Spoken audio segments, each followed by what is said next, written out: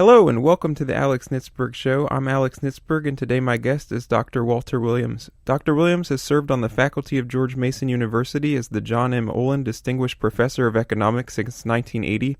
From 1995 to 2001 he served as department chairman. He's also served on the faculties of Los Angeles City College, California State University, Los Angeles, Temple University in Philadelphia, and Grove City College in Grove City, Pennsylvania.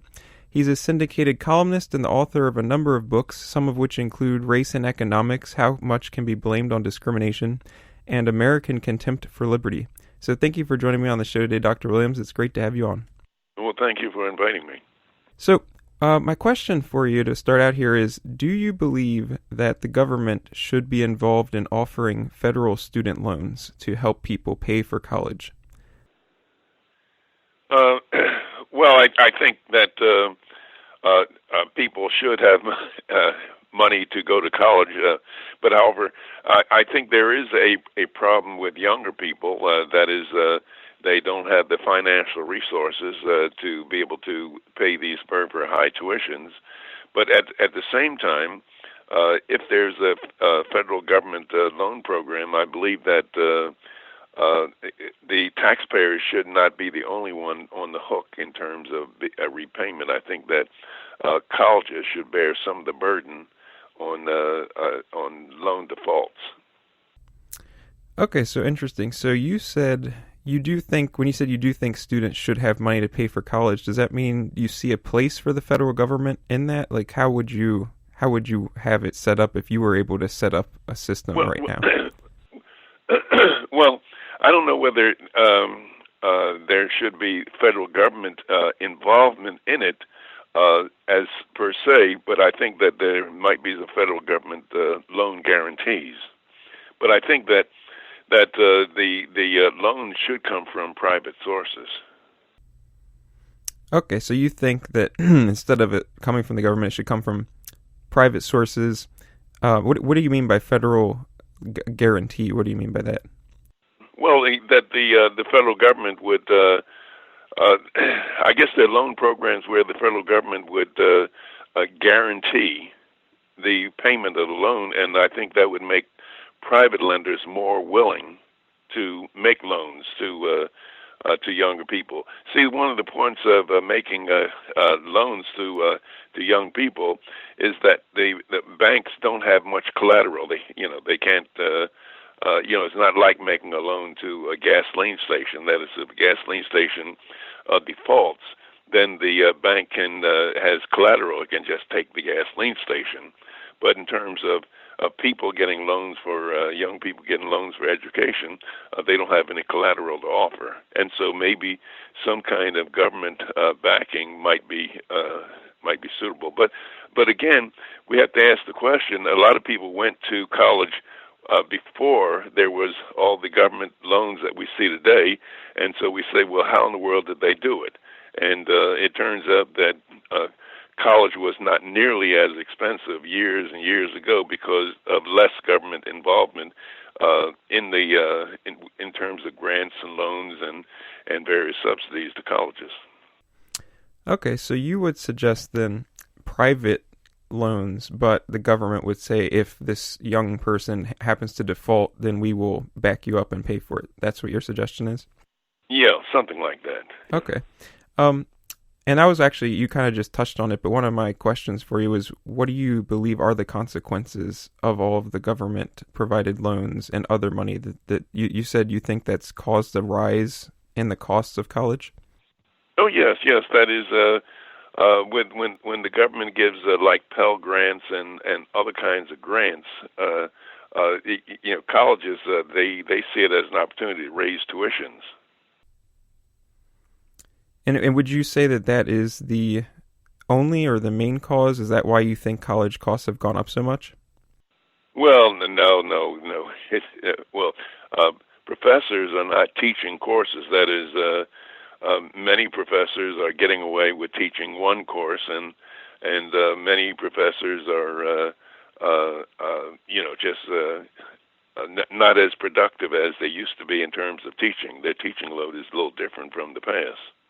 And so that raises the cost of college. Then colleges are doing things that I don't think that they should do, things like bowling alleys at various colleges and various other programs that colleges have that don't contribute to the education mission, but it makes college for a number of young people more fun than it was in the past. Do you have any idea why? You said teachers are not teaching as many classes and stuff. Why is that? Do you have any idea why? Well, in many cases, they have the teachers are unionized, and they're able to throw their weight around and get sweetheart deals. So you think then there would be teachers that actually don't want to teach? Well, they're not teaching as much as they have in the past, and that is years and years ago. A full load for a teacher was a normal load for a teacher was 3 or 4 classes a semester, and now you're talking about maybe 1 or 2 classes per semester. And then also colleges have their overhead. They're hiring a whole lot of people that have nothing to do with teaching. That is, they're the college staff and people filling out various government forms and other kinds of duties that have little to do with teaching. The administration and that sort of thing? Yeah. So what about, I was asking you about federal loans, and we kind of talked about Pell Grants and stuff, but what about Pell Grants? That they actually, if you get on the government website, I believe it actually describes Pell Grants as free money, money that doesn't have to be repaid. Do you think that's something that the federal government should be doing for low-income students, or no? I don't think government should be doing that, no. All right. So some Democrats have proposed plans for mass student debt cancellation, also, and free college. So they want to, cancel, like Elizabeth Warren, and I think you've written about this in your column. Elizabeth Warren wants to cancel people's student debt, not all of it, but like a certain amount. I think it was like up to $50,000 or something like that. And then they also are, some of them are suggesting we should have free public college tuition and fees. What do you think about that? I'm assuming you're against it. And what do you think the ramifications of that would be if something like that were to pass Congress? Well, I think that when a person makes a debt, voluntarily goes into debt, he's obligated to pay it back, and it should not be the taxpayer's responsibility to pay it back. And then there's a deeper, much deeper question about college in general, and that is, in my opinion, close to 50% of students who are in college, they don't belong in college. They're not college material. And you see that when you look at some statistics that say that close to 50% of incoming freshmen across the nation, they require remedial English, remedial math, or remedial writing, and that suggests that their high school diploma is fraudulent. That is, the high school diploma says attests that a person can read and write at the 12th grade level, and if you need remedial education, well, then your high school diploma is telling a falsehood. That is, it's fraudulent. And so I think that we have too many people in college. And then also, a colleague of mine, Richard Vedder, he's done studies in showing that a large percentage of people who have jobs as airline stewardesses or bartenders or cab drivers or sales clerk, they have a bachelor's degree. And one has to ask the question, well, why is a bachelor's degree necessary for a person to be an airline stewardess or a bartender? And so I think that there's a considerable misallocation of resources by encouraging people to go to college who can do better not going to college and learning some kind of a craft or some kind of skill. So you're saying there's people that are getting into colleges that really haven't even achieved a 12th grade education, so they shouldn't even be in college. And then on the other hand, there's people graduating colleges that are going into, like, what I guess you would call low-skilled professions where they didn't need a college degree. Yes, I'm saying that, yeah. What would you, because you were talking about the rising costs of college, so I guess you would agree with the liberals on that there's a problem there, but you disagree on the solution then. So what would you think we should do to lower college costs? One is to reduce reduce the necessity for so many administrators. That is, they're sometimes in some colleges, administrators outnumber the professors close to 2 to 1, and so and they're doing jobs that are unrelated to the college's education mission, and so getting rid of so many administrative tasks is one way to reduce the cost of college. Why are there so many administrators? Do you think why do you think that is that has grown over time? Well, because they're doing things that that are not necessary for the college's educational mission. As I suggested, many colleges have bowling alleys. They have affirmative action. They have people have to deal with Title IX provisions. People have to fill out forms for the government, and then on top of it, many colleges, in order to survive, they have to have a police force. Johns Hopkins University, for example, they just recently got approval from the state of the state of Maryland, to hire close to 100 policemen. Other colleges, they have policemen. They have a lot of salaries and going to policemen, and that raises the cost.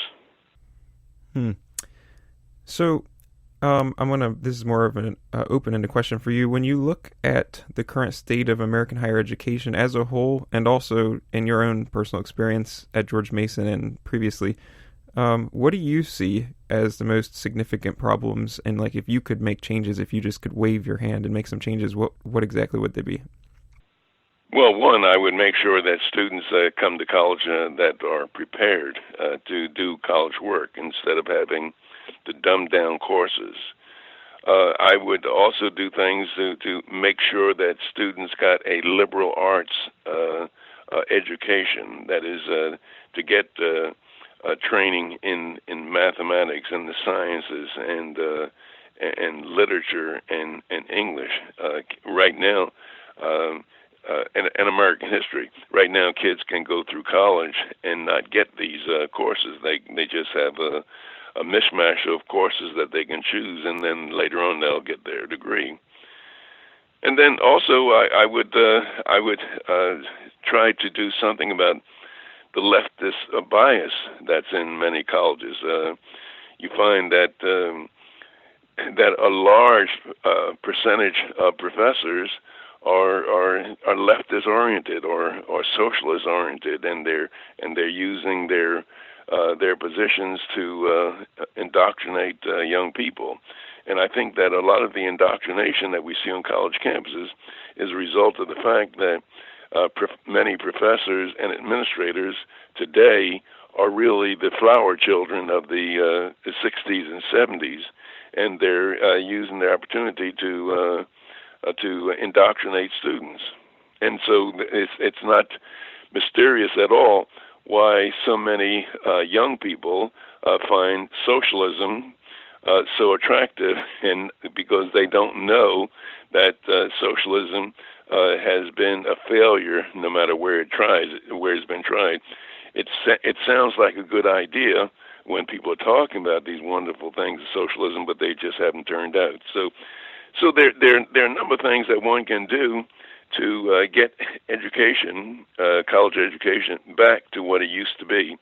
And then and then also the very fact that kids are coming out not knowing anything about our history, and so that makes people subject to easy prey for charlatans and quacks that will tell them, well, gee, let's get rid of the electoral college. Well, if you don't know why there was an electoral college put into the Constitution, well, then that sounds fair, that we should have presidents decided by a majority vote. So when you're looking at the landscape of the Democrat Party right now and their primary, what do you think are the most dangerous policies that they've been promoting lately? Well, I think the more dangerous ones is, promoting more and more government control over our society. Free medical care, open borders, and affirmative action, and their obsession with the ideas of race and sex and other kinds of things that we hear the 20 presidential contenders talking about today. All right, so for my last question then, so we've been talking about college this whole time, but also I wanted to ask you about, I don't know what you call it, lower education, primary, K through 12 education. And I know you've written about issues there as well. What do you think are the main things that Americans need to focus on fixing in order to improve the K through 12 public education system? And also, in a more general sense, do you even think there should be a public education system in the sense that we have it now? Because I know you're for like school choice and that sort of thing. Do you think we should maybe change the way public education is done? Well, I think one might be able to make a case for public financing of education, but he cannot make a case for public production of education. That is, we can separate financing something from production. That is, we all agree that there should be public financing of F-15 fighter jets, but we don't say that the government ought to produce them. That is, we let the private sector produce the fighter jets. The same thing should be done with education. We should have voucher systems and other kinds of mechanisms, tuition tax credits, and other kind of mechanisms to finance education, but leave the choice of choices up to parents.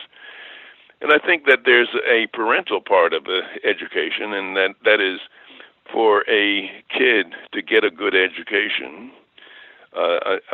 primary and secondary education. Somebody must make him do his homework. Somebody must give him breakfast in the morning. Somebody must make him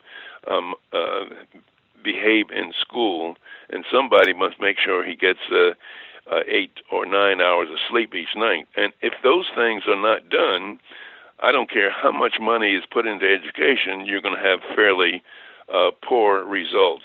And there's too much of parental neglect in the education arena, and we're seeing some of the very, very poor outcomes that we indeed see.